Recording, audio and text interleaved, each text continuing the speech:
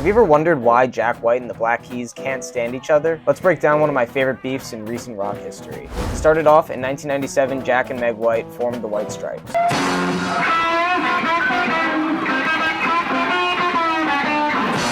Despite what people thought and still might think, Jack and Meg White were not siblings, they were ex-spouses. By 2001, they had their first big hit with Fell in Love with a Girl.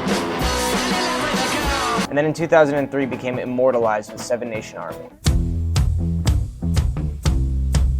And right on the heels of the White Stripes' mainstream success came a new band, called the Black Keys. And not only does the name the Black Keys appear to be a mirrored inversion of the White Stripes, but the Black Keys were also a two-piece blues and garage rock band.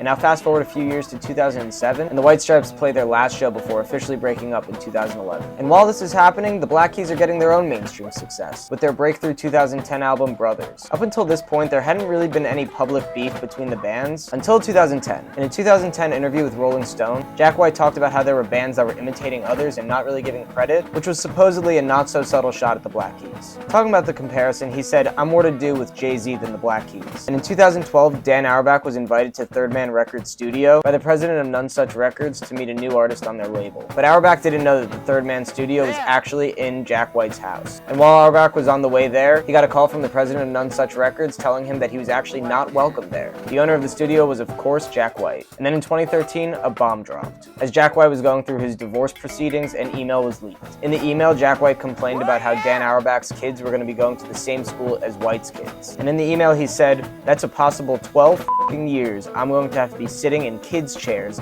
next to that hole with other people trying to lump us together. He gets yet another free rein to follow me around and copy me and push himself into my world." Nearly a year later, the Keys responded and took the high road. They said as up as that shit is, that was a private conversation, and that we've all said real up shit in private, and that divorce is hard. Auerbach then went on to say that he feels embarrassed for White, but doesn't hold a grudge. Soon after, Jack White went after the Black Keys again and said, "There are kids at school that dress like everybody else because they don't know what to do. And there are musicians like that too. I'll hear TV commercials where the music's ripping off sounds of mine to the point I think it's me. Half the time, it's the Black Keys."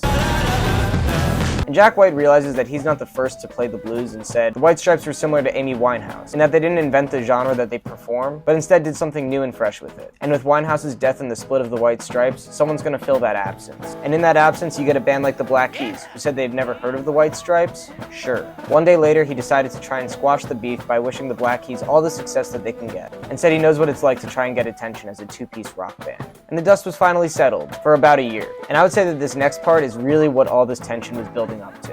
On September 14th, 2015, the Black Keys drummer Patrick Carney was at a Lower East Side bar with some of his friends. He tweeted that Jack White came up to him and tried to fight him, and then went on to say that Jack White is the same as the bully who made him feel like nothing, and said a 40-year-old bully tried to fight a 35-year-old nerd, and that Jack White is basically Billy Corgan's Zero shirt in human form. White responded on Twitter saying, "Nobody tried to fight you, Patrick. Nobody touched you or bullied you, so quit whining to the internet and speak face-to-face like a human being. End of story."